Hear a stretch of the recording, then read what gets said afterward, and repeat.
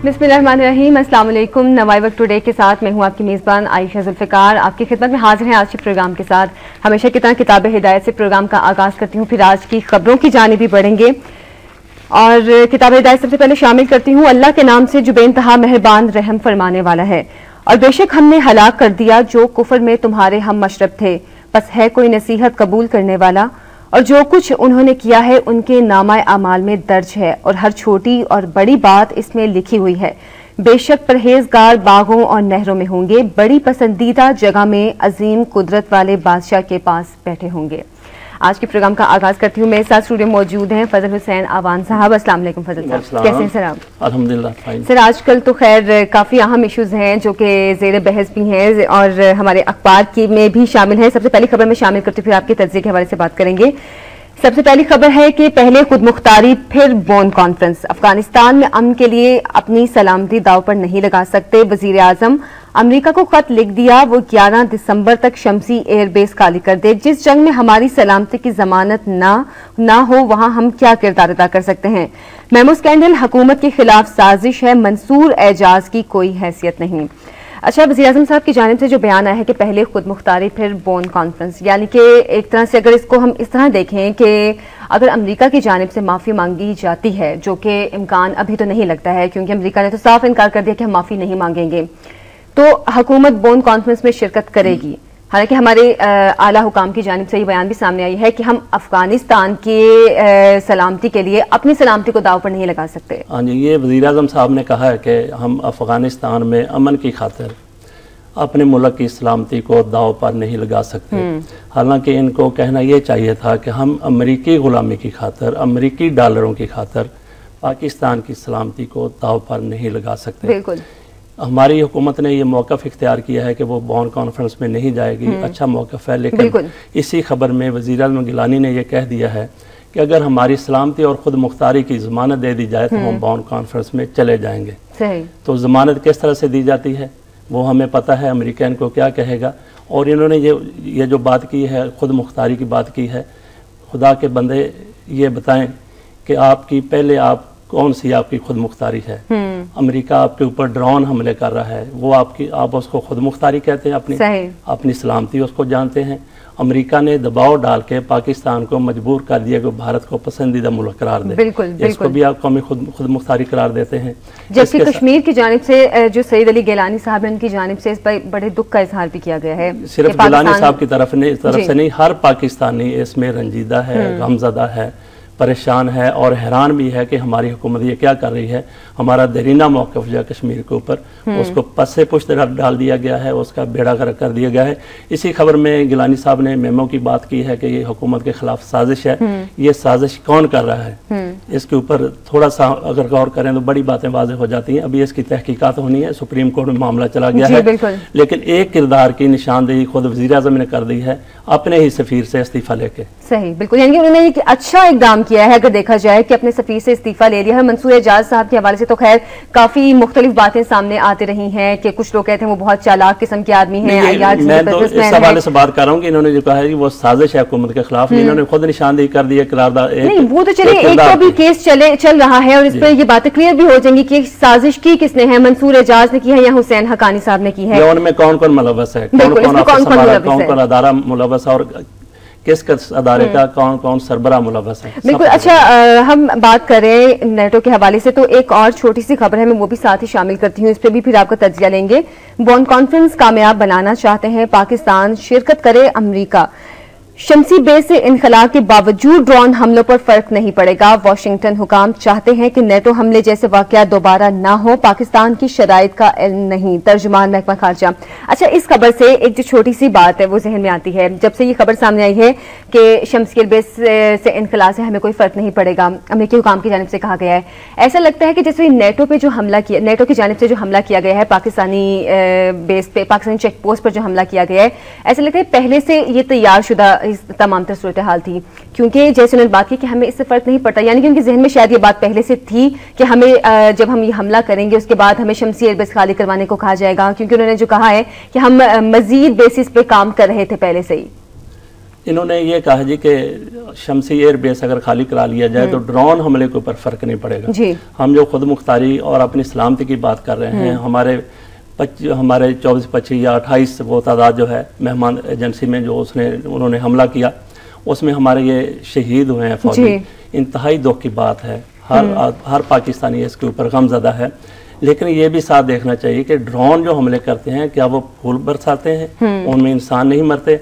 3000 के करीब लोग मर चुके हैं पाकिस्तान, जिनमें अक्सरियत बेगुनाहों की है। खुद अमेरिका ने तस्लीम किया, उनकी इंतजामिया ने तस्लीम किया कि ड्रोन हमलों में मारे जाने वाले जो मतलूबा लोग हैं उनकी तादाद सिर्फ 2.5% है। बाकी 97.5% लोग बेगुनाह मारे जा रहे हैं, जिनमें बच्चे भी हैं, खवातीन भी हैं।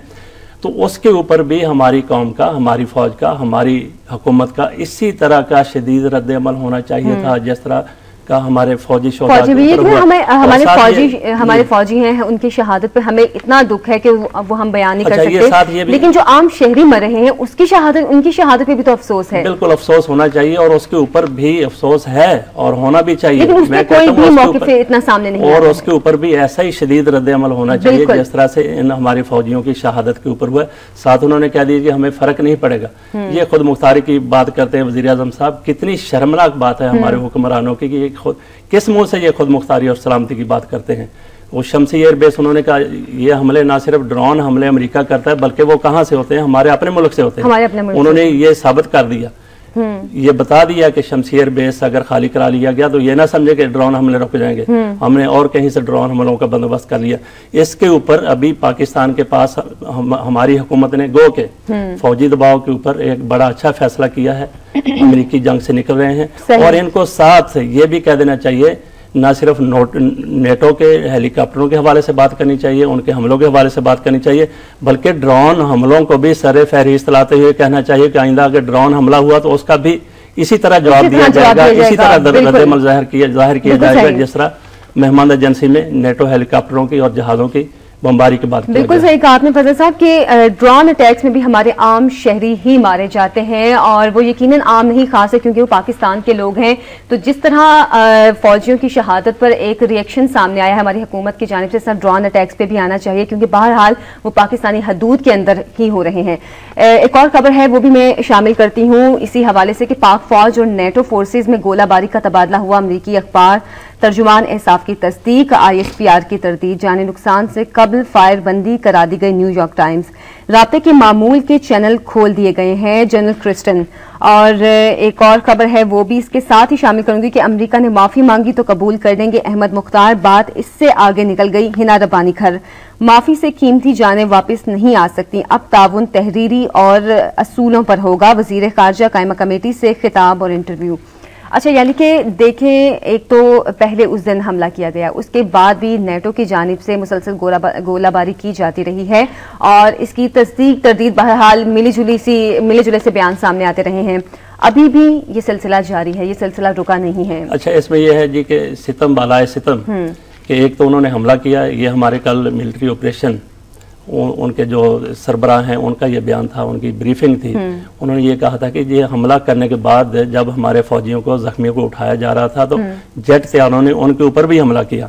अभी हम बात करते हैं इसके ऊपर, ये जो उन्होंने कहा है अमेरिकी मीडिया ने, जिसकी हमारे यहाँ तरदीद हुई है, अमेरिकी मीडिया बिल्कुल उसी तरह झूठा है जिस तरह अमेरिकी सदर झूठा है, जिस तरह अमेरिकी पेंटागन झूठा है, जिस तरह अमेरिकी इंतजामिया झूठी है। आपको याद होगा रेमंड डेविस के हवाले से सदर ओबामा ने कहा था कि ये सफारतकार है, लेकिन बाद में ये साबित हो गया वो CIA का एजेंट था और बड़े आला ओहदे के ऊपर तैनात था, पाकिस्तान में था जी। तो दूसरा ये है कि कल ही की बात है, इन्होंने पेंटागन ने ये कहा था, तरदीद की थी या तस्दीक की थी, उन्होंने कहा था जी शमसी एयर बेस के ऊपर हमारी कोई तनसीबात है, ना हमारा कोई बंदा है, ना कोई बंदा है। अगर कोई बंदा नहीं है, अगर कोई तनसीबात नहीं है, फिर इतना वावेला क्यों किया जा रहा है? सफीर मुलाकातें क्यों कर रहा है? क्यों वो कह रहा है कि इसके ऊपर इसको बल्कि उन्होंने दुबई के भी शेख को पाकिस्तान भेजा था कि आप सिफारिश करें। जिस तरह से वो झूठे हैं, इसी तरह से हमारे हुक्मरान भी झूठे हैं। वो जो वजीर खारजा हैं वापस गए हैं, अब्दुल्ला बिन जैद अल नहयान, उन्होंने कहा जी कि मेरी गिलानी से मुलाकात हुई है, मेरी जरदारी से मुलाकात हुई है, मेरी कियानी से मुलाकात हुई है, मेरी वजीर खारजा हिना रब्बानी खार से मुलाकात ही हुई है। मैंने तो शमसी एयरबेस के हवाले से कोई बात नहीं की। सही, यानी कि मुख्तलिफ बयानात सामने है अभी तक। अच्छा, दूसरी, हाँ, इनका भी आप अंदाजा कर लीजिए। और झूठ बोलने में तो हमारे हुक्मरान बड़े ही माहिर हैं। रेलवे का बेड़ा गर्क कर दिया, पीए का बेड़ा गर्क कर दिया। कोई बहरान ऐसा नहीं है जो आजकल जिसमें कौम और मुल्क मुब्तला नहीं है, लेकिन ये कह रहे हैं सब सही है। अभी हम आते हैं वो जो हिना रब्बानी खान ने कहा कि नो माफी तलाफी, और वजीर दिफा ने कहा जी माफी मांग ले तो मामला दुरुस्त हो जाएंगे। अच्छा, इसमें यह है कि ये हमारे हुक्मरानों को ये तुरफा तमाशा है, अजब तमाशा लगाया इन्होंने। इनको पता होना चाहिए कि क्या बात किस बंदे ने करनी है। वजीर आजम कोई बात कर रहे हैं, वजीर खारजा कोई बात कर रहे हैं, वजीर दिफा कोई बात कर रहे हैं। बैठ के एक इतफाक तो कर लें भी, ये बहुत बड़ा इशू है, बहुत बड़ा मामला है, बहुत बड़ा तनाज़ा है, इसके ऊपर किसको क्या बात करनी है। वही बात कि या तो एक बंदा कोई मुख्तस कर दे कि इसी ने ही बात करनी है, चाहे वो वजीर खारजा है, वजीर दाखिला है, वजीर दिफा है, सबके बयान मुख्तलिफ आ रहे हैं, तो लोगों में भी कंफ्यूजन पैदा हो रही है कि आखिर में चाहते क्या है। अगर किसी को मीडिया में जाने का शौक है तो उसके लिए एक पॉलिसी बनानी चाहिए कि उसके अंदर रहते हुए जो जिसने जो बयान देना है वही बयान दे। और जैसे कल वजीर दिफा साहब की जानिब से बयान सामने आया था कि अमेरिका ने अगर माफी मांगी तो हम माफी कबूल कर लेंगे। हिना रब्बानी खान कहती है कि अब माफी तलाफी का तो वक्त निकल गया है, यानी कि एक तरफ वो कहते हैं कि माफी मांगी तो हम दोबारा से उनकी सप्लाई भी बहाल कर देंगे और शायद एयरबेस जो है वो भी उनको वापस कर देंगे। ये देखिए जी कि असल बात ये है कि ये तो सियासतदानों के करने की बातें हैं, होगा वही और हो भी वही रहा है जो हमारी फौज चाहती है। सही, यानी कि सूरत हाल अब ये है कि अगर अमेरिका माफी मांग लेता है तो सप्लाई तो बहरहाल बहाल हो ही जाएगी। नहीं, माफी मांग लेता है, उसके बाद ये देखना है कि हमारी फौज का क्या मौक़िफ़ है। हमारी फौज फिलहाल तो डटी हुई है इसके ऊपर। अच्छा, जिन्होंने एक बात की है कि नजरसानी की जाएगी अमेरिका के साथ में ताल्लुकात पे, ये एक बात इनको वाकई इस पे डटना चाहिए कि अमेरिका के साथ ताल्लुकात में नजरसानी करनी चाहिए। अब वो वाकई आ गया है कि अगर हम खुद को अमेरिका की जंग से निकाले, अगर नहीं निकाल पा रहे ये लोग इस वक्त अपने आप को अमेरिका की जंग से, तो बहरहाल इन तमाम ताल्लुकात में नजरसानी जरूर होनी चाहिए। ये देखिए जी कि ये पाकिस्तान के पास सुनहरी मौका है अमेरिका की जंग से निकलने का। अमेरिका के साथ और मगरब के साथ या उसके इत्तेहादी जो हैं उनके साथ, अच्छा, हम ये बात तो करते हैं कि अमेरिका के साथ अमेरिका की जंग से निकलने का, उनके साथ जो तल्लुकात हैं अमेरिका और उसके इत्तेहादियों के साथ तल्लुकात का असर नौ जायजा लेने का ये पाकिस्तान के पास बेहतरीन मौका है। सही, तो मौका तो है बिल्कुल। मैं मुख्तसर से इस पे आपसे जानना चाहूंगी, क्या इतना आसान है पाकिस्तान का एकदम से अमेरिका की जंग से निकल आना? अमेरिका के इतने आराम से खामोश हो जाएगा इस तमाम सूरत? बिल्कुल जी, अमेरिका ने हमेशा कहा कि पाकिस्तान इमदाद हम पाकिस्तान को दे रहे हैं। वो ये तासर देना चाहता है कि पाकिस्तान हमारी जंग पैसे लेके लड़ रहा है। सही, जब आप इसका मतलब ये है नहीं अमेरिका की जंग से निकलने का, आप अमेरिका के साथ लड़ाई करना चाहते हैं, जंग लड़ना चाहते हैं, उसके ऊपर हमला करना चाहते हैं, आप उसकी इमदाद ठुकरा दें, मुस्तरद कर दें, बड़े आप अदब के साथ उन्हें कह देंगे कि हमें वो इमदाद तो वैसे भी लोगों तक पहुंच ही नहीं रही है। इमदाद खा पी जाते हैं ऊपर वाले, तो ये इमदाद को मुस्तरद कर दें, रोक दें और उसे कह देंगे कि आप अपनी जंग अपने पास रखें, अपने पैसे भी अपने पास रखें। मेरा ख्याल है कि अमेरिका ज़्यादा रद्द-ए-अमल ज़ाहिर अमेरिका की तरफ से या उसकी इंतजामिया की तरफ से या कांग्रेस जो दूसरे सेनेटर हैं उनकी तरफ से, इसीलिए पाकिस्तान के ऊपर दबाव डाला जाता है जंग के हवाले से कि पाकिस्तान को वो मदद दे रहे हैं। अगर वो मदद नहीं देंगे, पैसे नहीं देंगे, तो वो भी आराम से बैठ जाएंगे और हमारी जान भी छूट जाएगी। बिल्कुल ठीक आपने। अच्छा, एक खबर और मैं शामिल करती हूँ कि रूस ने भी अफगानिस्तान के लिए सप्लाई बंद करने की धमकी दे दी। पाकिस्तान अमेरिका से ताल्लुकात पर नजरसानी करे ईरान। यूरोप के लिए अमरीकी मिसाइल दिफाई निजाम की तैनाती पर तहफ्फुजात दूर न किए गए तो नेटो की सप्लाई रोक सकते हैं रूसी सफीर।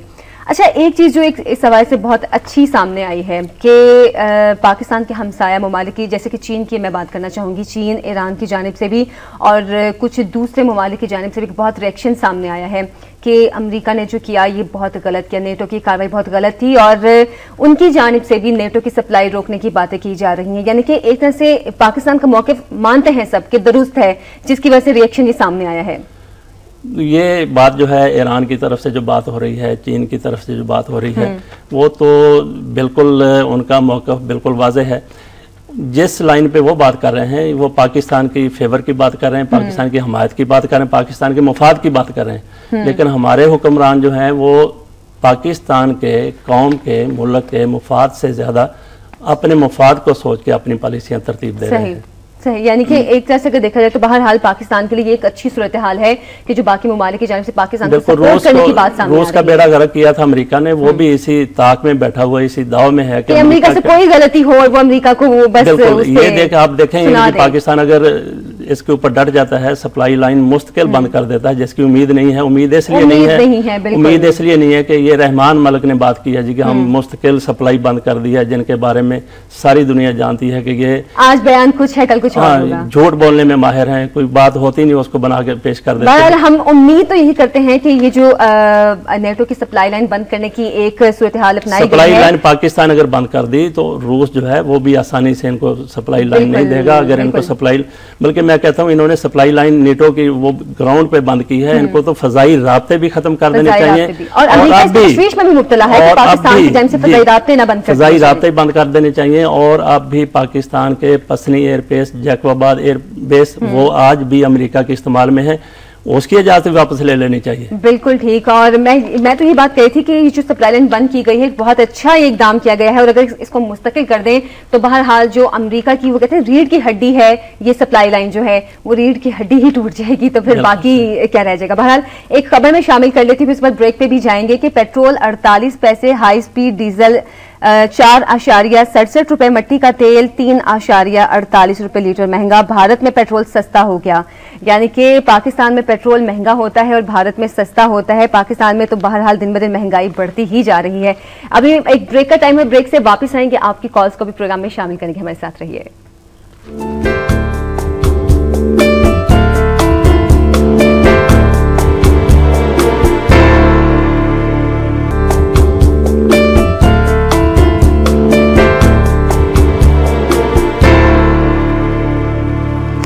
ब्रेक के बाद आपको एक बार फिर से खुशामदीद कहते हैं। जैसे कि ब्रेक से पहले हम बात कर रहे थे कि पेट्रोल भी महंगा हो गया है और हाई स्पीड डीजल, मट्टी का तेल भी महंगा हो गया। इसके साथ साथ और भी कुछ महंगाई के हवाले से बातें हो रही हैं कि इंटरसिटी किराए भी बढ़ गए हैं और आटा और रेलवे टिकट भी महंगे होंगे, यानी कि हुकूमत की जानिब से खुशखबरियों का सिलसिला मुसलसल जारी है।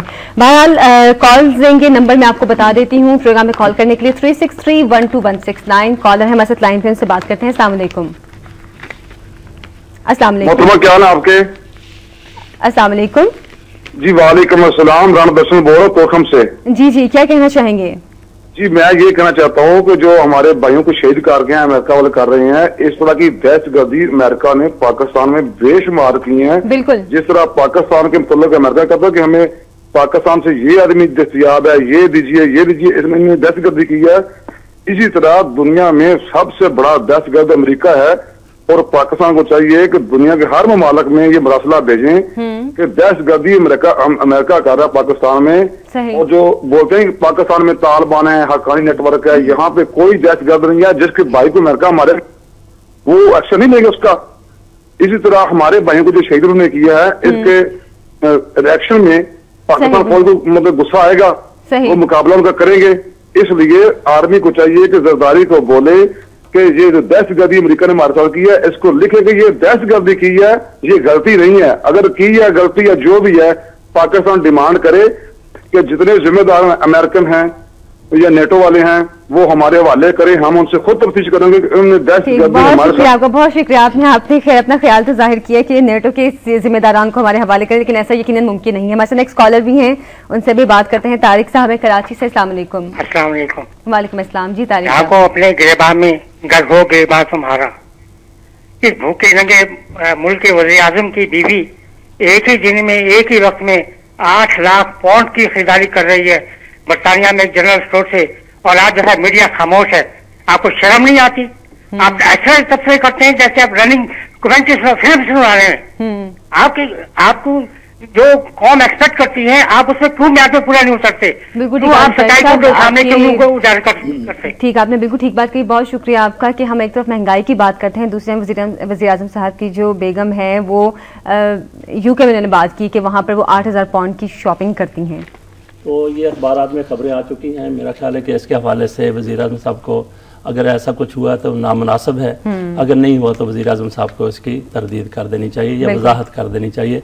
अगर उन्होंने खरीदारी अपने असल रकम से की है, 8,000 पाउंड, असल कमाई 8 लाख मासरत के साथ 8 लाख पाउंड, हाँ वो बहुत बड़ी रकम बनती है। लेकिन गिलानी साहब भी कोई माड़े मोटे जो हैं वो आदमी नहीं है, गरीब आदमी नहीं है, अमीर है। लेकिन जब असासा जात जाहिर किए गए थे उसके मुताबिक तो लगता है जैसे आपने बात की माड़े मोटे नहीं है, उससे तो यही लग रहा था कि माड़े मोटे ही हैं। हाँ तो ये आपकी बात बिल्कुल दुरुस्त है। तो उस हवाले से इनसे पूछ लेना चाहिए जी 8 लाख पाउंड आपसे 8 लाख आपके पास कहाँ से है?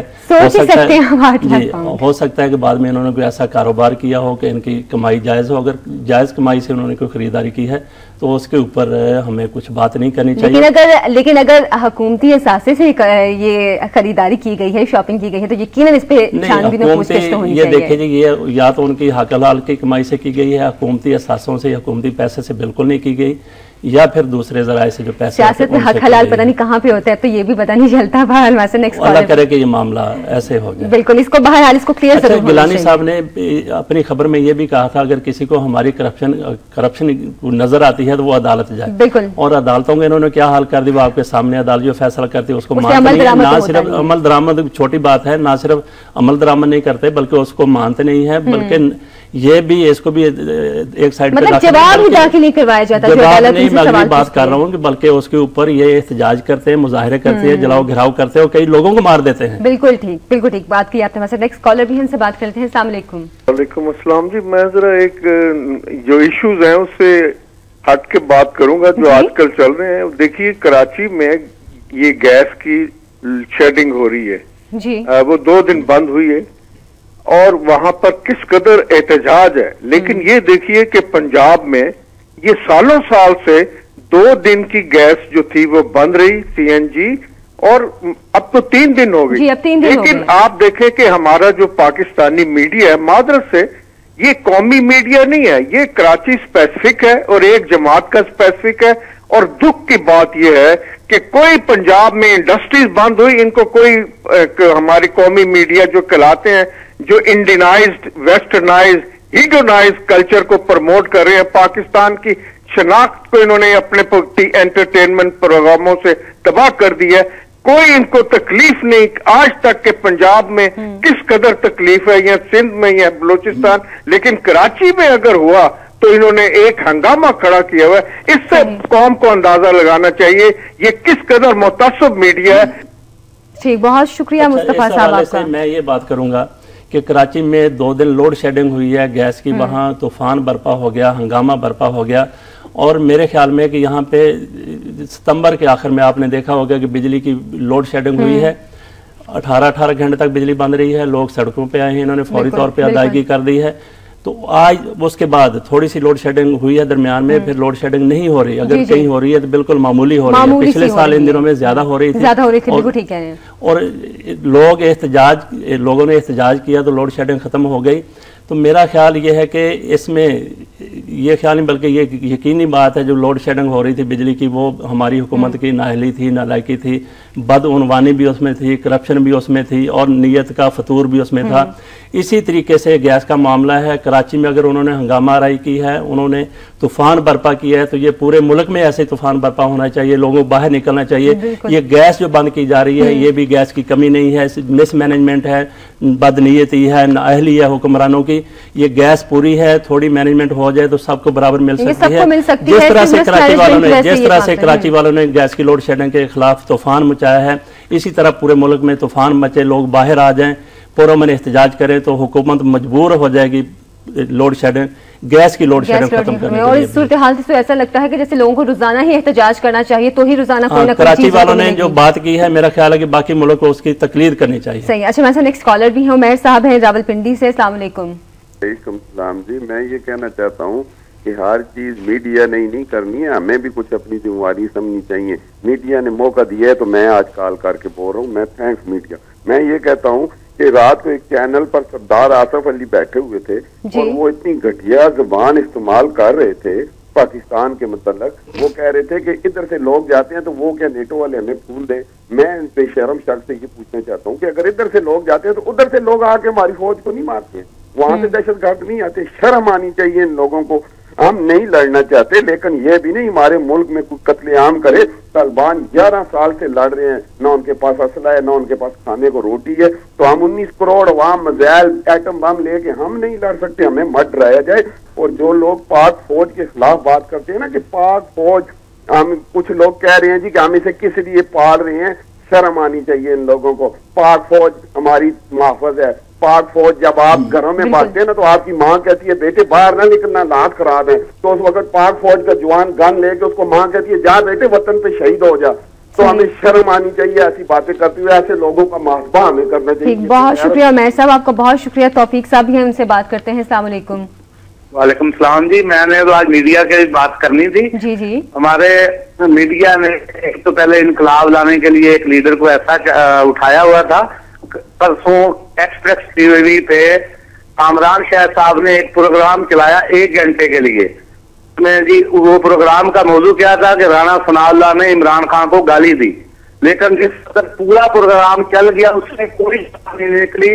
उन्होंने सिर्फ अपना चैनल चलाने के लिए, प्रोग्राम चलाने के लिए मीडिया को इस्तेमाल किया। मैं और मुस्तफा साहब की बात करनी थी, उन्होंने बात बहुत की कि 3 दिन हो गए हैं गैस सिंध में है, और पंजाब में अगर कोई बात करता तो वो क्या नाम था कि मियां शहबाज शरीफ ने बात की थी कि गैस पंजाब में नहीं दी जा रही, तो इन्होंने इशू बना दिया था इस कि पाकिस्तान का पंजाब का वजीर आला पंजाब की बात कर रहा है सिंध। आज सिंध में गैस पूरा मीडिया यही बात कर रहा है कि जी सिंध में गैस नहीं है, बहुत मुश्किल है, पंजाब के अवाम के लिए मुश्किल नहीं है। ठीक, बहुत शुक्रिया तौफीक साहब आपका। अच्छा, बात इन्होंने ये ठीक कही है कि जब शहबाज शरीफ साहब की जानिब से बात की जाती है कि पंजाब में गैस नहीं दी जा रही, बिजली के मामले में पंजाब के साथ इम्तियाजी सलूक किया जा रहा है, तो एकदम से ये बातें सामने आती हैं कि सूबाइयत को फरोग दिया जा रहा है। उसमें यह है जी कि वज़ीर आला पंजाब जो है, जाहिर है कि उसने पंजाब की बात करनी है, वज़ीर आला सिंध ने सिंध की बात करनी है, दूसरे वज़राए आला जो हैं उन्होंने अपने सूबे की बात करनी है। तो अगर कोई उसमें किसी को सूबाइयत नजर आती है तो सूबाइयत नजर नहीं आनी चाहिए। हमें तो एज ए पाकिस्तानी सबको, कि पंजाबी है, सिंधी है, बलोची है, पठान है, जो भी है, सबको पाकिस्तानियत की बात करनी चाहिए, पाकिस्तान की बात करनी चाहिए। बिल्कुल। अच्छा, और जैसे उन्होंने बात की है कि अब कराची में जो गैस की लोड शेडिंग की गई उसके बाद उन्होंने प्रोटेस्ट किया तो उनको वो चीज दे दी गई, सप्लाई बहाल कर दी गई, लेकिन पंजाब में अब 3 दिन गैस की लोड शेडिंग रहेगी, यानी कि 3 दिन सनतें बंद रहेंगी, 3 दिन पेट्रोल। जी 3 दिन इन्होंने कहा है सनतें बंद करनी, 4 दिन सनतें बंद करनी है, 3 दिन वो CNG स्टेशन बंद करने हैं, घरों में भी करनी है। और अभी सर्दियों का आगाज है, शदीद सर्दी शुरू नहीं हुई है, शदीद सर्दी होगी तो हो सकता है कि इससे ज्यादा भी करें, और इससे ज्यादा जरूर करेंगे, क्योंकि यहाँ लोग बोलने वाले नहीं है, एहतजाज करने वाले नहीं है। ये हुकूमत ऐसी है कि इसको आप डंडा मारेंगे तो ये चलेगी, डंडा नहीं मारेंगे तो खड़ी हो जाएगी, बल्कि पीछे की तरफ आएगी। तो एहतजाज हुकूमत डंडे से ही चलती है। लोग जब तक प्रोटेस्ट करते रहेंगे उनको वो चीज मिलती रहेगी, जरा सुकून से घर बैठेंगे तो वही चीज, वही इस चीज की कमी, उस चीज की कमी। तो यही जाहिर हुआ, और सबसे बड़ा सबूत कराची का है कि वो बाहर निकले, उन्होंने कहा जी ठीक है, इनको लोड शेडिंग, यानी कि इसका ये मतलब है कि हुकूमत डंडे से चलती है। ठीक, बहुत शुक्रिया। डंडे से चलती है मतलब ये भी है ना कि हुकूमत डंडे के साथ चलती है, तो हमारा कहने का मतलब ये है कि इसको डंडा लगाए तो फिर चलती है, डंडा लगाए तो फिर चलती है। बिल्कुल वही मतलब था, लगाए तो चलती है। सही। आपसे कॉलर्स का बहुत शुक्रिया आज के प्रोग्राम में कॉल करने के लिए। अभी बढ़ते हैं आज के कॉलम की जाने।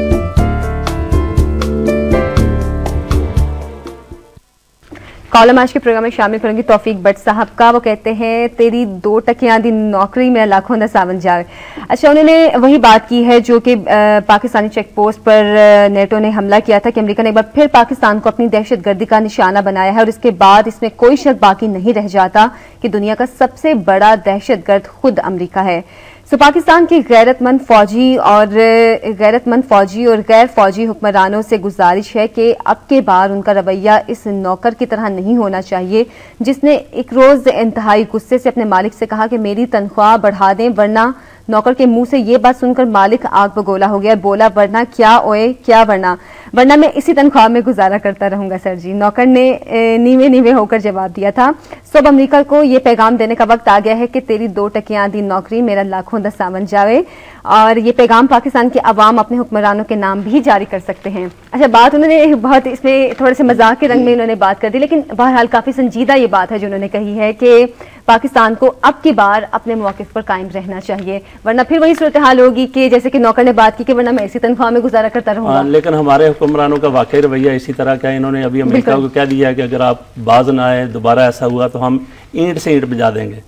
और वो जब अमेरिका कहेगा बजाओ भी ईंट से ईंट, तो ये फिर 2 ईंटें लेके कह देंगे ये देखो जब हमने ईंट। और अगर अमेरिका की जानिब से तनख्वाह बढ़ा दी गई, हाँ वही बात जो भट्ट साहब ने की है, दुरुस्त उन्होंने बात की है। सही। बहरहाल अभी कॉलम तो हमने शामिल किया, भी बढ़ते हैं आज के इदारे की जानिब।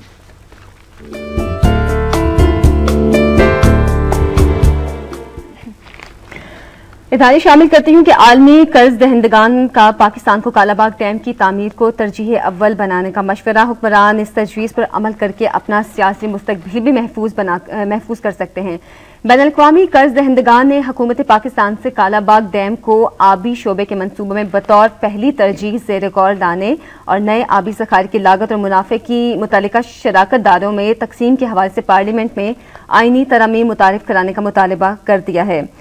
हुक्मरानों को अपने जाती फायदे, कमीशन और किकबैक से हटकर मुल्की और कौमी मफाद का भी सोचना चाहिए। अगर हुक्मरान पीपल्स पार्टी के सियासी और हुकूमती कायदीन आज कालाबाग डैम की तामीर का ऐलान करके इसके लिए पेशरफ्त शुरू कर दें तो सियासी हवाले से भी वो इसका फायदा आइंदा इंतखाबात में उठा सकते हैं, वरना इस वक्त हुक्मरान पीपल्स पार्टी के पास अपनी मुस्तकबिल की सियासत के लिए कुछ भी नजर नहीं आ रहा।